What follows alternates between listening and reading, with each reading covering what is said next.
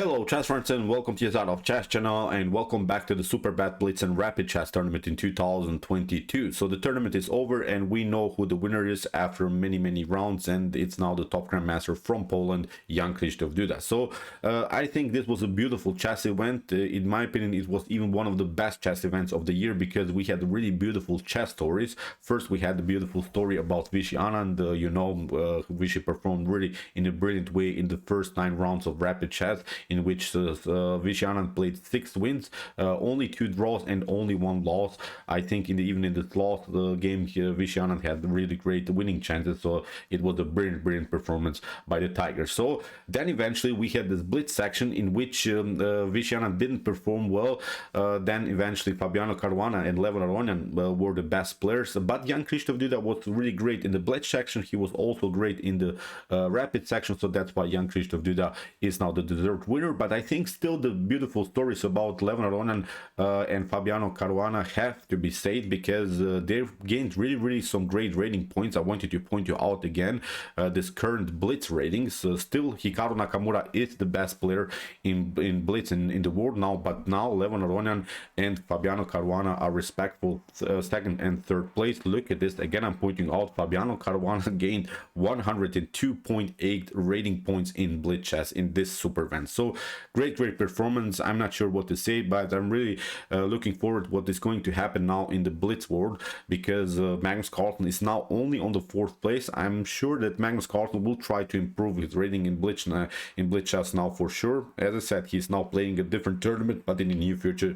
we can expect maybe to watch Magnus Carlsen in different time formats. So as I said, congratulations to Jan-Krzysztof Duda. He deserved his win, of course, and that's why we wanted to show a beautiful game by Jan-Krzysztof Duda. In my opinion, it was also one of the best games of the whole event, because here you witness a beautiful queen sacrifice by Jan-Krzysztof Duda. His opponent was also a very strong player, David Gavrilescu from Romania, and be prepared, this was simply a beautiful chess game by both of them. So here Gavrilescu opened with the move e4. We have c5 by Jan-Krzysztof Duda. We have knight to f3, and after move knight to f6 we have the so-called Nimzowitsch variation of the Sicilian defense. So here e5, you have to kick away the knight, because in the near future you could have expected moves like d5, so that's why e5 gets an extra tempo against the knight. We have a knight to d5, and now after move knight to c3 there are basically 2 choices that black can make. Black can play knight takes c3, or can play, of course, the move e6 supporting the knight, and then if you take out the knight, black could have 2 very mobile pawns in the center of the board. But here Jan-Krzysztof Duda played knight takes c3. We have d takes c3, which is a very important move. You're controlling further the d5 square. In the near future we want to play c4, controlling of course the d5, and also with the queen and the knight we're already controlling the d4. So it's sometimes really weird to recapture the pawn with your centralized pawn. Many of us, I think, would play b takes c3, but in this particular scenario it's perfectly fine. So here in the continuation, after move knight to c6 we have bishop to f4, supporting simply our advanced pawn on e5, because here David Gavrilescu, I think, understands the position very well, that he has now a great space advantage. So that's why when you get some spaces you want to keep the spaces, so that's why every piece is now supporting the space advantage on e5. So e6 of course is creating now some escape proofs for the bishop, but it causes also a weak square here on d6, although it's very hard to make that happen, to maybe place your knight somehow on d6, but still it's a long run, and as a plan this could work, maybe to occupy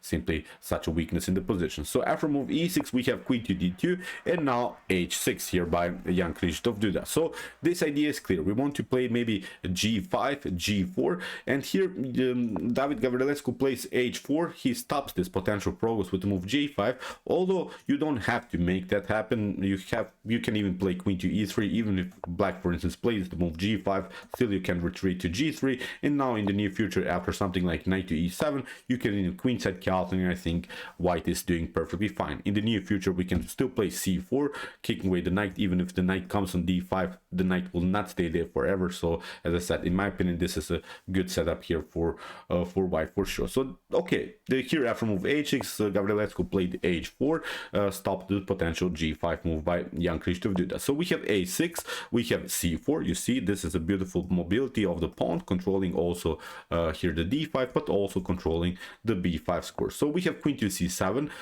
Jan-Krzysztof Duda is continuing his attack against this very unpleasant pawn on e5. We have h5, fixing the pawn structure here on the king side.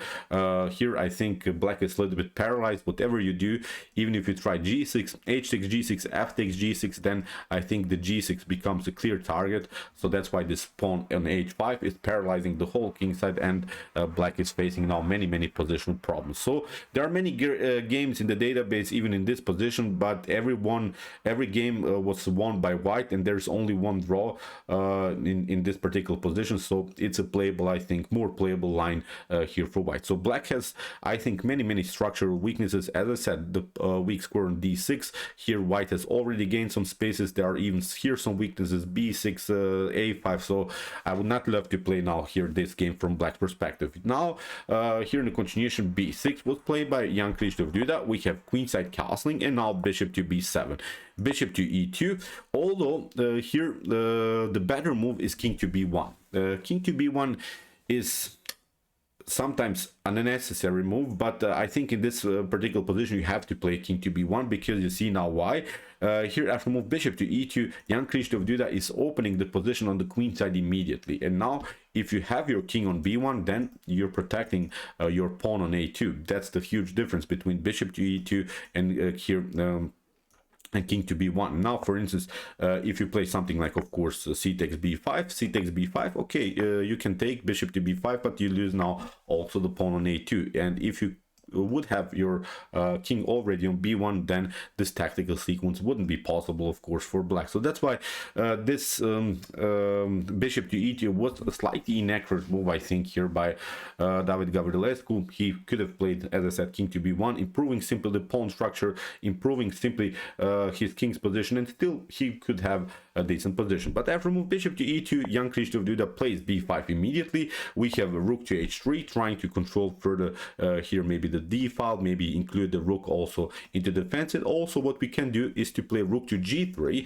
then attack simply the weak pawn on g7, which could also further paralyze a little bit the position in black's camp, because then the bishop would be stuck here on starting square f8. Then if you move it, then you could lose maybe your g7 pawn. So here in the continuation we have knight to a5, and this was slightly inaccurate move now by Jan-Krzysztof Duda, because the better idea is to continue with your plan here on the a file. That's why the move knight to a5 is not so good, because you're standing in the way of your own rook. Basically, you had your plan to open the a file. Now with the move knight to a5, you should have locked the a file. So knight to e7 would be perfectly fine. Even if g4 happens, then we can play, of course, something like b takes c4, bishop to c4, and now after knight to d5, black would have really good square here for the piece, and this would be really powerful piece in the continuation of the game. But here after move knight to a5, as I said, it's the same idea, but with the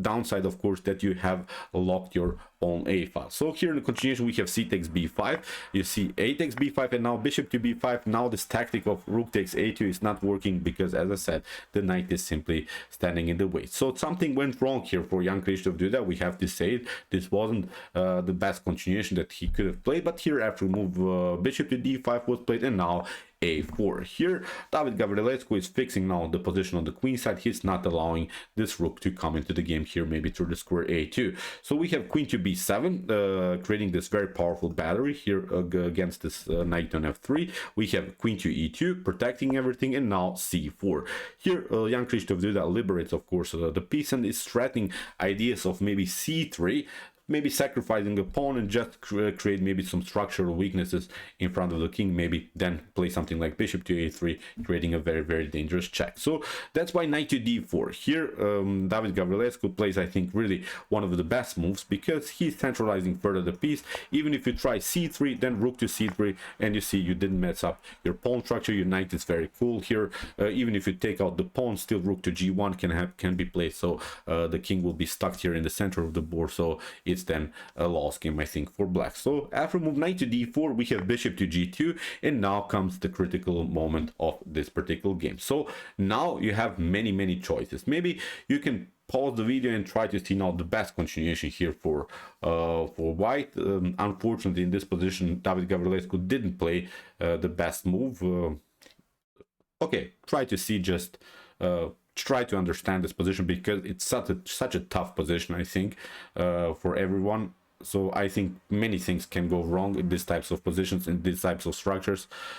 So okay, what David Gavrilescu should have played is rook to g3. This is a calm move. Sometimes in chess we have to play a calm move, not rushing into the attack, and then after something like bishop to d5, we can step back, bishop to d2. Even if we try maybe knight to c6, we can play bishop to c3, and everything is glued together, everything is compact, and I think white should be much better, especially because of the fact that in the near future f4, f5 is going to happen. Still, you have some problems with the bishop. Where you're going to go with the bishop? You lose the pawn on a g7. As we said, g6 is not a possibility anyway, so I think here black should be positionally dead. But here what David Gavrilescu tried is a tactical shot, knight takes e6, and this is not working, because here after f takes e6, what he's hoping for is here this move, bishop to d7, but here Jan-Krzysztof Duda played really dirty trap. He played queen to d7, rook to d7, after king to d7. Still the rook is hanging here on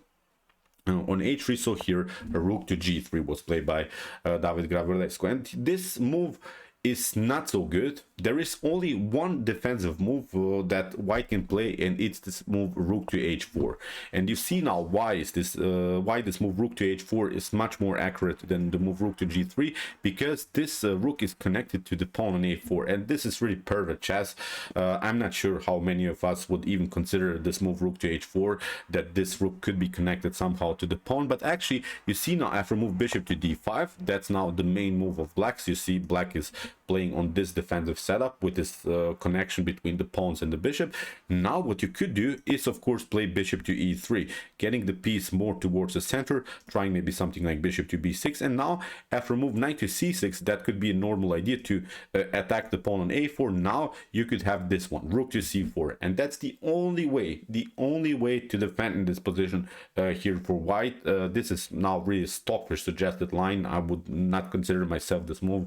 I'm not telling you this, but I wanted to show you how difficult really this position is. After move rook to c4, bishop to c4, and now queen to c4, this is now maybe a playable position for white. Here white should be even slightly better because of some ideas of f4, f5, e6. We have here three connected pass pawns on the queen side, so this will be a tough position for black to defend. The king is still in the center, so as I said, this was the only way. Rook to h4, bishop to d5, we play bishop to e3. Now the pawn is attacked, but now sacrificing here the rook for the exchange, and at least protect the pawn on a4. But in this scenario, after move rook to g3, here Jan-Krzysztof Duda has this one, bishop to d5, so again the same move, bishop to d2, attacking the knight, knight to c6, and you see now you cannot defend anymore this pawn on a4, so you cannot play even b3.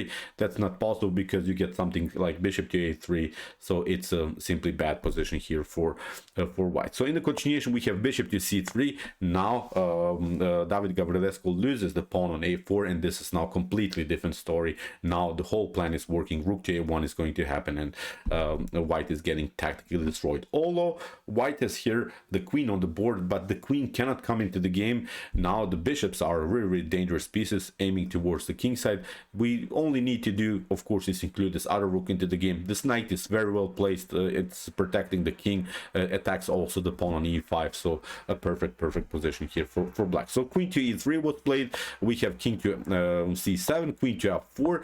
We have now the check, king to d2, and now here rook to a7 was played by Jan-Krzysztof Duda, because even if we try, of course, something like this, then we still can play queen to b6 or king to d8. Here in the position Jan-Krzysztof Duda tried king to d8, but here again white simply retreated to f4, because the queen, although the queen is of course on a active square, but the queen doesn't have support. You cannot just attack with the queen, the king. You have to use some other pieces, but you see the rook is stuck here, the bishop is paralyzed, the bishop doesn't have a good square, so basically every piece of white is simply a bad piece on the board. So we have now queen to f4, as I said, king to c8, bishop to d4, and now rook to d7. Very nice move here by Jan-Krzysztof Duda, getting the rook where already the king is. We have now c3, but now knight to d4, here c takes d4. If you take, of course, queen to d4, this is not possible because bishop to c6, and the game should be over. So that's why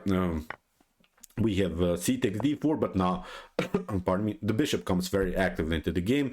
You have to retreat with the king. We have king to c2, rook to f8. Now this rook comes finally into the game, and you see now black is a rook, sorry, black has a rook and 2 bishops for the queen, which is now huge compensation, and white is getting destroyed. Here we have queen to e3, rook to f7, now attacking simply these 2 weaknesses. Here f4 was played. Even if you try f3, then rook to f3, simple win. Rook to f3, rook to f3, you have to step back, and now with king to c7 we can create here a pass pawn. Still c3 is working, rook takes c3. This bishop is very active, so this is simply not a good position for white. In the continuation, f4 was played, but now here Jan-Krzysztof Duda simply took rook to f4. We have rook to g7, and after rook to f2 in this position, David Gavrilescu resigned. So what should you do? Of course, even if you try something like king to b1, then you get the check. Even if you step back here to a2, then you get this one c3, then you can play maybe something like b3, but this other rook comes into the game, and look at this, both of these bishops, very, very dangerous. Now we have to give up the queen, and it's game over. So great game, I think, by both of them. You see white had also some winning chances, but then eventually Jan-Krzysztof Duda showed really some class, sacrificed the queen, got a really cool bishop pair in the continuation of the game, and won this game eventually, and as I said, won also this beautiful chess tournament. So congratulations again to Jan-Krzysztof Duda, deserved winner he is, of course. He played really balanced games. He played great in rapid chess, he played also great in blitz chess, and has now a new title in his career. So okay, I hope that you enjoyed the game, and I hope that you enjoyed this coverage. Really interesting things happen in this super event. If you want to see some other chess events that I've covered so far, check out my comment chess games. Here's also the link. And if you want to see also some of our comment chess games played by computers with some beautiful games played by Stockfish, Alpha Zero, Lila Zero, and many more, check out my comment chess games played by computers. Here's also the link. And if you like this content, don't forget to subscribe to my channel. See you soon with some more videos, and chess is the best, of course.